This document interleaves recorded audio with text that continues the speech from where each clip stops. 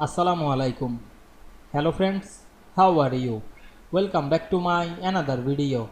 In this video, I am going to show you how to make a picture look 3D in PowerPoint. Let's get started. At first, you have to open a PowerPoint presentation. Then go to the Home menu, select the New Slide drop-down menu and create a blank slide.